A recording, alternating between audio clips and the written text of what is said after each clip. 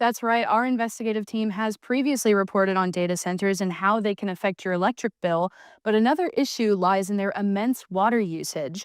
And when a small town already has a history of water pollution, adding over 30 data centers on top of that only accelerates the problem.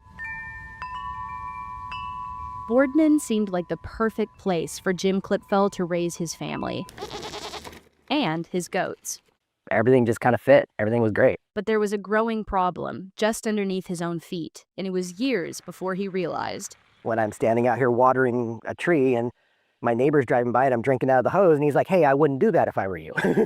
The neighbor warned him that the town's water was polluted with nitrates, a chemical that has been labeled as a carcinogen when in high levels. So that's 3 years of you drinking that water without knowing there was a problem. Making coffee with it, all that kind of stuff, making soups and drinking it straight out of the tap as if it were just clean, normal water. Officials of Boardman, a rural, nearly 4,000-person town in eastern Oregon, had known of the nitrate problem since the 90s, as documented by the Department of Environmental Quality. But Caleb Lay, with Oregon Rural Action, says that the problem is getting worse. There's a really bad groundwater pollution issue here with nitrate in groundwater, among some other things. And this being such a rural area up in Northeast Oregon, a lot of people rely disproportionately on their wells for their water supply. Oregon Rural Action is a small nonprofit group that for the last 4 years has been working in the lower Umatilla Basin. They've been helping the community find temporary sources of safe water and working to hold polluters accountable. Who are the polluters? There's quite a few of them, unfortunately. Boardman is an agricultural town, surrounded by thousands of acres of farmland. It also houses huge warehouses for big industry, like the Tillamook factory and Lamb Weston, which supplies potatoes for McDonald's French fries. But it's a high-tech industry that has activists most concerned. One of the most rapid industry growths that we're seeing in this area is data centers. Since 2011, over 30 data centers have been built in the small town, with more on the way. One of the concerns we have about that is data centers use a lot of water. They use it to keep their servers cool. And when they bring that water in, what we know from some of their permit applications and things like that is that they concentrate the contaminants in the water pretty substantially. According to monthly facility monitoring reports, data centers in the Boardman area can use over 1 million gallons of water in a single month. But what do they do with it? These data centers run water through a pipe system to keep the rows and rows of servers cool. During this process, quite a bit of water evaporates, concentrating the chemicals and toxins that were already in the water to dangerous levels. Now considered waste, it's up to the Port of Morrow to safely dispose of it. And all this water gets dumped on farmland around here. And because the farmland is so sandy and there's so much water that's so highly contaminated, it's sort of a perfect recipe for polluting the groundwater. That polluted water, dense with nitrates, then seeps so far into the ground that wells become contaminated.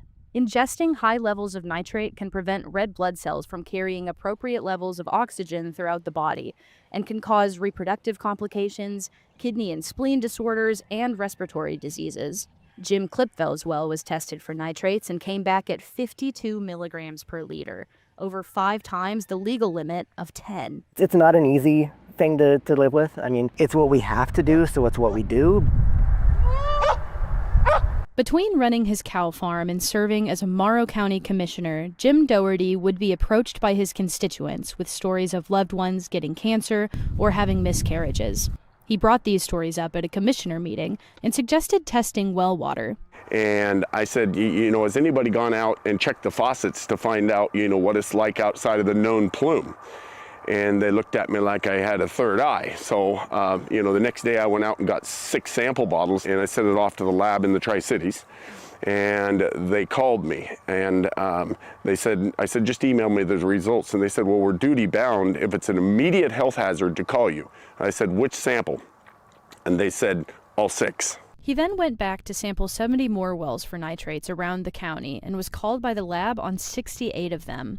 Doherty was seeing tests of up to 63 milligrams per liter, over 6 times more than the legal limit. The Port of Morrow supplies water to lots of big industries in the county, almost all of which create nitrates in their wastewater.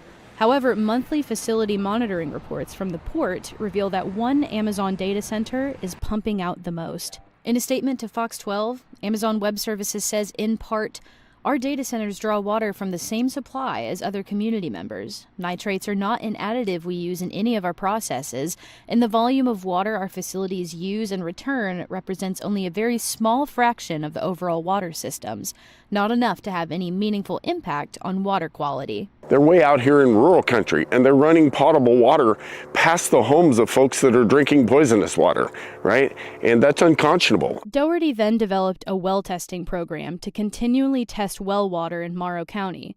He also worked with the state to start regularly delivering 5-gallon bottles of clean water to those that need it. You know, if you have your health, you have everything, right? And that's got to come first. But the state providing bottled water is a temporary solution, one that doesn't work for community members with mobility issues, like Paulo Lopez's mother. She's currently on dialysis, and lifting 5-gallon jugs just isn't possible. So Paulo and his family drive to her every day to help. My mom has had some health issues, so I do worry constantly about her health worsening because of that.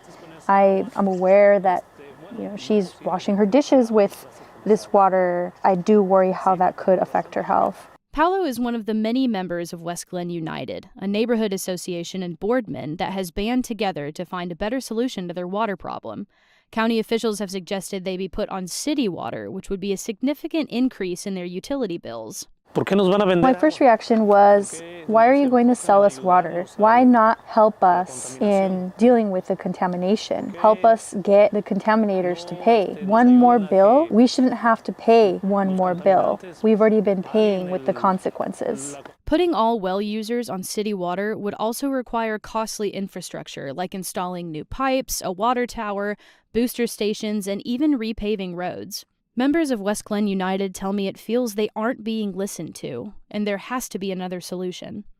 In 2024, Oregon Governor Tina Kotek and 4 other state agencies, including the Department of Environmental Quality, teamed up to develop the Oregon Nitrate Reduction Plan. They say, the state of Oregon is committed to reducing nitrate contamination in groundwater to protect the health of people who reside in the lower Umatilla Basin groundwater management area, because high levels of nitrate in drinking water pose a serious health threat, particularly to formula-fed infants and pregnant people. Part of their plan involves modernizing wastewater permits, or limiting the amount of nitrogen and water that can be applied to soil in an effort to minimize the nitrate seeping into groundwater. The DEQ will have the authority to penalize facilities that don't comply, including the Port of Morrow.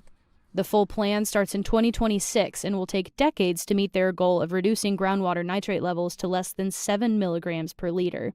Though there is still work to be done, Doherty has hope for a future with clean water. Folks need to be able to walk out and pick up the garden hose and drink it, right? I mean, water's a right in life. A small town, home to big industry, thirsty for change. Part of the nitrate reduction plan includes continuing the work that Jim Doherty started, testing wells in both Morrow and Umatilla County. The report suggests the most effective approach will be to control and reduce the sources of these pollutants. Reporting in studio, Peyton Romans, Fox 12 Oregon.